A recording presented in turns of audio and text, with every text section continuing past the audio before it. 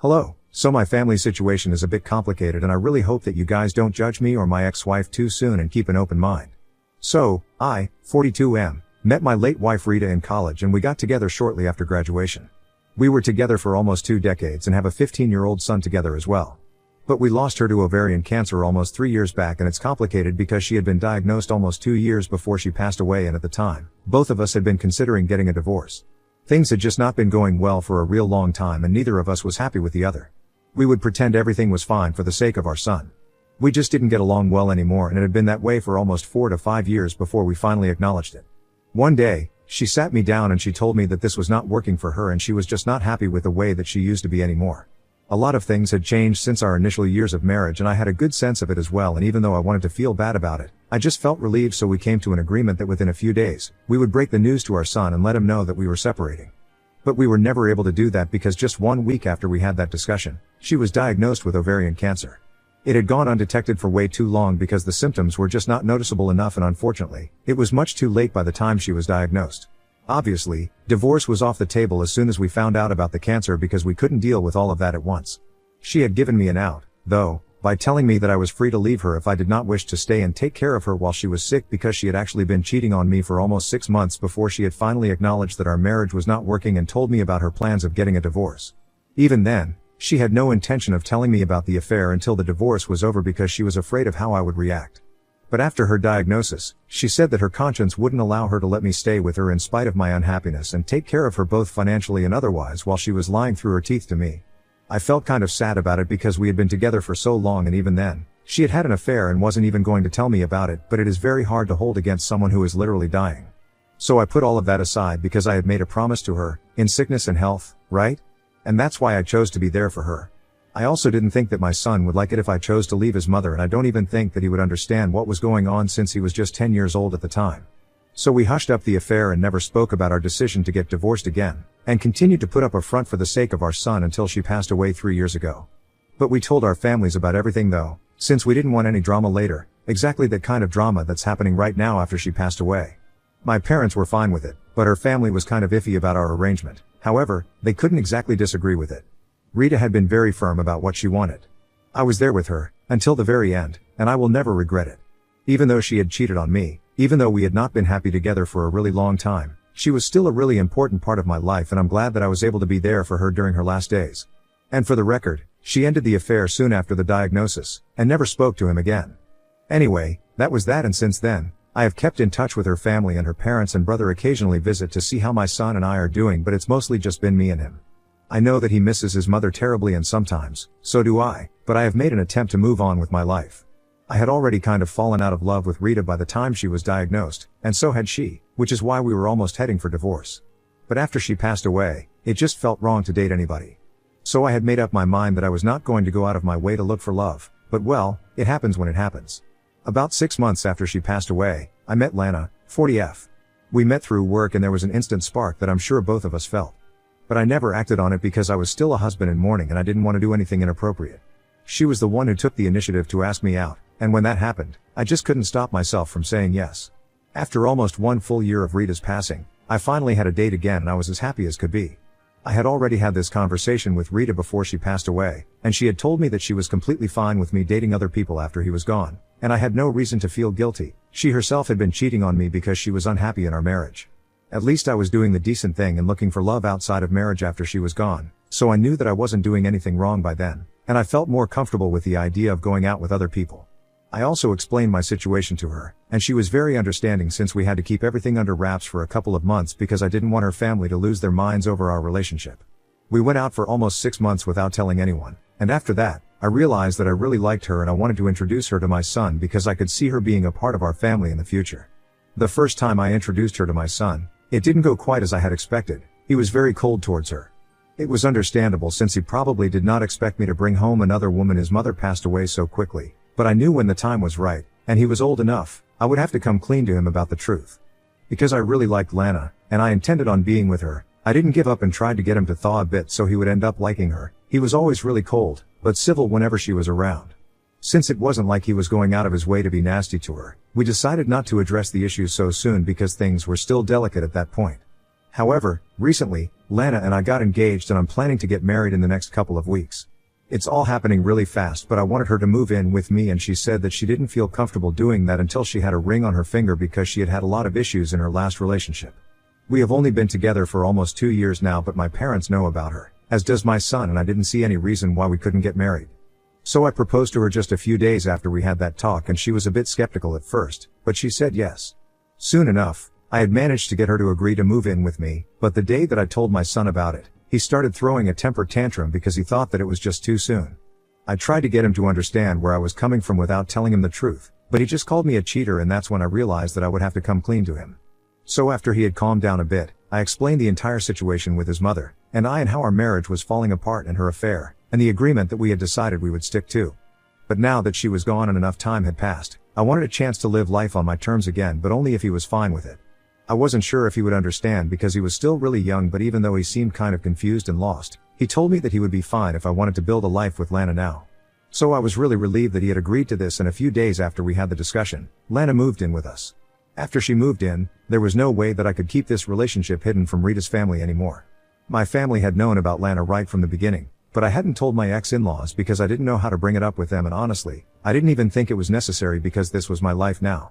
Anyway, they came over a couple of days after Lana moved in to see how my son was doing, and when they saw Lana, they were very confused, so I had to explain to them how I had been with her for the past 2 years and we were now engaged, and they didn't say anything, but I could see that they were a bit annoyed with me.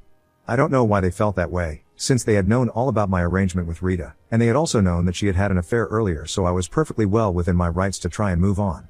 Anyway, they didn't say anything after I told them about our engagement. They just congratulated me, but their tone gave away everything.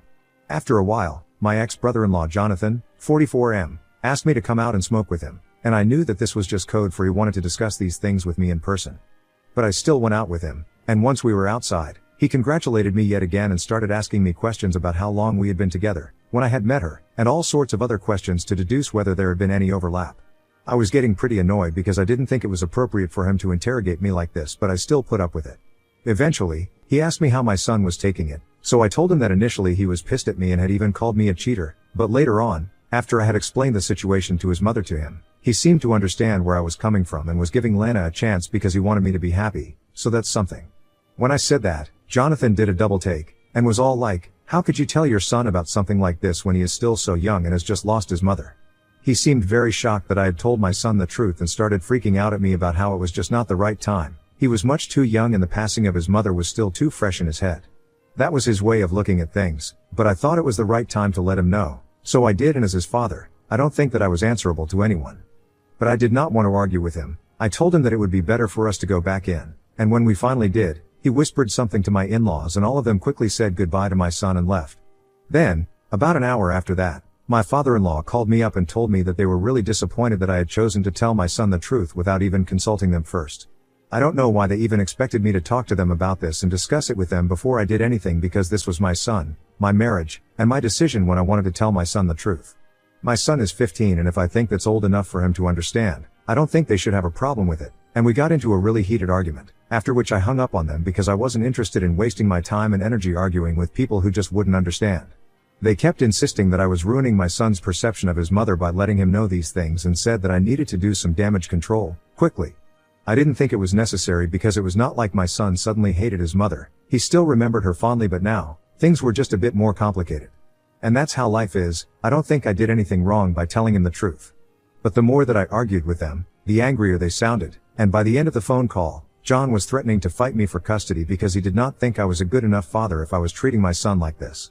He believed that I was toying with my son's emotions and telling him things according to my convenience rather than his emotion and maturity. He said that I only told him the truth because I wanted to live with Lana and I couldn't deal with his rejection of my girlfriend, which is why I threw Rita under the bus without even thinking of how it would affect my son. He made me sound like the most selfish person ever, and since then, I have been rethinking everything because I don't know if what I did was the right thing or not. So Ida for telling my son that his mother, who passed away 3 years ago, had had an affair while we were married? Edit. So some more about Lana and me, since you guys wanted to know a bit more about our relationship and her, in particular. I had mentioned in my original post that she wanted a ring on her finger before she agreed to move in with me, and that's not because she is a gold digger or something, like you guys were speculating. I think I had also mentioned that she had had a pretty bad experience in her last relationship, which is why she had said that. So, about that, The guy she had dated last kept leading her on, and she wasted almost 4 years of her life with him only to eventually find out that he had a whole other family and a wife in another state, which is why he couldn't get married to her. Her ex kept promising her that he would marry her eventually, but that never happened and their breakup was really hard on her, so she did not date anybody for the next 4 years until she met me. After an experience like that, I think it was pretty obvious that she would want some sort of sign of commitment from my end. She probably didn't want to get led on like the last time, and I won't judge her for that. She accepted all my baggage and issues without question, so I will obviously do the same for her. A lot of people thought it was strange that my son had come to terms with what his mother had done so quickly, so just to clarify, I had informed him about my decision to have Lana move in with us in the morning, and by the time he agreed, it was almost 1:45. I explained everything about my situation to his mother in the morning, after his outburst, and then he had the entire day to think about it. I did not bother him at all that day, and he was just sitting in his room, silently, so I guess he must have done some introspection and come to the conclusion that he was fine with me trying to move on with my life. I did not pressure him in the slightest. I had even told him that I would not feel bad if he needed more time to think about things, and I was willing to put all my plans with Lana on hold for his sake. So there was really no pressure, trust me on that. I would never do anything to jeopardize my relationship with my son, and he's just a generally mature kid for his age as well, so I guess that's why he was able to come to that conclusion on the same day. And I'm pretty sure that he wanted me to be happy, so that's why he was willing to give Lana and our relationship a chance. Update 1. Hello. So 5 days have passed since I made my original post, and after I blocked my in-laws, they did not try to contact me. I guess they are getting up to something behind my back, but I couldn't care less about it. I'm just focused on what my son feels right now. After everything that Jonathan and my in-laws had accused me of, I was feeling really weird about everything. Even some people in this sub had left pretty nasty comments, and there were a lot of supportive comments as well, but I couldn't shake off the feeling that I was probably being selfish. I spoke to Lana about it, and she assured me that she did not think that there was anything selfish about what I was doing. I deserved a chance to be truly happy, and if it meant being with her, then I shouldn't let that go. That made me feel slightly better, but she told me that if I really wanted to take my mind off of these things and get a solid answer, I needed to talk to my son about it and ask him what he felt. I thought that was great advice, so a couple of days ago, I finally sat him down and tried to talk to him. Because after I had spoken to him about my situation with his mother, we tried to completely brush that thing under the rug and pretended like it never happened, because both of us found it very awkward and heartbreaking to talk about now, since Rita was gone. And I guess neither of us wanted to ruin the way we thought of her and wanted to look back upon the time that we had shared fondly, which is why we were acting like it wasn't a big deal, but the truth is, it was. It was a massive deal, and that's why we were so nervous to talk about it, but I know that we had to discuss it, and so, we did. At first, it was really very superficial, and we tried to convince each other that we were just fine, but eventually, he just broke down. He told me that after that big reveal, he had started looking at things really differently, and mostly, he just felt bad that both of us had to sacrifice so much of our happiness to make sure that he didn't feel bad, and he felt responsible for everything. I'm glad I spoke to him, because otherwise, I never would have found out that he was feeling this way, so I comforted him to the best of my abilities, and I told him that the only thing that made both his mother and me extremely happy was him, nothing else. It was the one thing that we could agree on, and he had always been the glue that had held our family together, and I couldn't be more thankful to him for it. I tried to explain to him that even though we are grown-ups, we also do make mistakes sometimes, and we are not perfect, and we try to be, but it's complicated and difficult. And he seemed to understand. He told me that for what it's worth, both of us had always made him feel safe and happy, and he was glad that he was our son. We promised each other that we would never have any secrets again, because they just led to more complications, and now that he was old enough, and I could tell that he was mature enough to deal with things, I didn't have any reason to hide things from him anyway. But even then, we wanted to work on our relationship, and he's just a young boy, so he's been through a lot so far, and I don't want it to take a toll on him. So we came to the conclusion that it would be better for us to go to therapy, both individually and together, so we could fix our relationship for the future. I think it'll do us both a world of good, and when I spoke to Lana about it, she was in agreement as well. After the two of us were done talking, we had a family meeting, and I told him about how his grandparents, Rita's parents, had reacted to the news of me telling them that he knew everything. I had said that I would not keep any secrets from him, so this was me trying to have an open and honest relationship with my son, and when I told him about it, he said that his grandparents were being ridiculous, and so were his uncle, because he did not think that I had done anything wrong. He agreed that he might not be an adult, but he was old enough to know these things and try to understand his family, so it was completely fine with him. Of course, what I had said had indeed affected his perception of his mother, but it had not ruined it like they believe it has. He told me that if they visit again and try to turn him against me, he's not going to stand it, and I was really glad to hear that, because it just means that in spite of everything, I'm still the person that my son loves and trusts the most, and I intend on living up to his expectations forever. So now that all of this is out in the open, my in-laws and Jonathan can bring it on, and I'm not scared anymore because I have Lana and I have my son's support. That's really all that I need to deal with them, to be honest. The last time that we met, I let them get away with the way they spoke to me and threatened me because I was not sure of myself, but now, that's not the case anymore. So, Yeah, let them bring it on. Update 2. So, after almost 2 weeks of having absolutely no contact, my ex-in-laws and Jonathan showed up this morning along with their lawyer.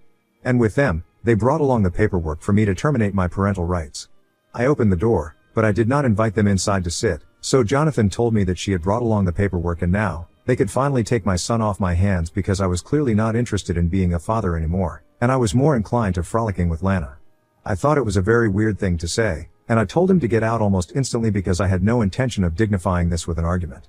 But he refused to leave and started yelling for my son to come downstairs because he knew it was the weekend, so he had no school today. When he started shouting, I absolutely lost it and ended up shoving him really hard. I probably shouldn't have done that, but then, he shoved me right back and within seconds, we were crawling, and it was really nasty because two grown men doing stupid crap like this, it's just not acceptable. And later on, I felt really guilty and stupid that I had done something like this. Eventually, my ex-father-in-law and the lawyer were able to break us apart, and Lana had also heard the shouting, so she rushed inside and held me back after that. By then, even my son had heard the noises, so he had come downstairs and both of us were red in the face, and I kept telling my son to go back to his room and let me deal with this, but when Jonathan told him that he was free to leave now, my son simply stood there and declined as politely as he could.